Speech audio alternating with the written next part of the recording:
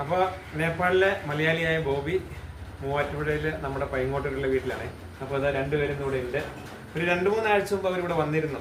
ഇവർ നേപ്പാൾ പോകാൻ വേണ്ടിയിട്ട് എല്ലാം പ്ലാൻ ചെയ്യാൻ വേണ്ടിയിട്ട്. അപ്പോൾ അവർ ഇന്നിവിടെ വന്നത് നമ്മുടെ ലോകത്തിലെ ഏറ്റവും ഉയരമുള്ള കൊടുമുടി എവറസ്റ്റ് നേപ്പാളിലെന്ന് എല്ലാവർക്കും അറിയാം. അപ്പോൾ അവിടെ ഒരു മൗണ്ടൈൻ ഫ്ലൈറ്റ് ഉണ്ട്. അപ്പോൾ അതിൻ്റെ ടിക്കറ്റൊക്കെ ഒന്ന് ബുക്ക് ചെയ്ത് കൺഫർമേഷൻ ചെയ്ത് നേപ്പാളിലെ എല്ലാ കാര്യങ്ങളും സെറ്റ് ചെയ്ത് 26-ാം തീയതി പോണേ.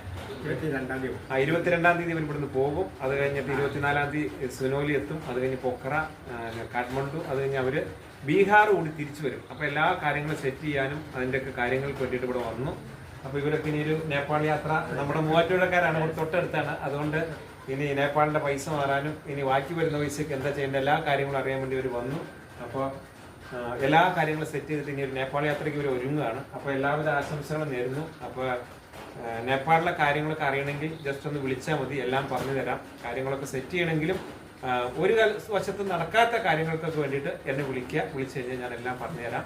സിമ്പിളാണ് നേപ്പാൾ പോകാൻ. നമ്മുടെ എത്രയും ഈസി ആയിട്ട് ഡോക്യുമെന്റ്സിൻ്റെതായ പ്രശ്നങ്ങളില്ലാത്തതുകൊണ്ട് എന്നും നേപ്പാൾ നമുക്ക് വളരെ എളുപ്പമാണ്.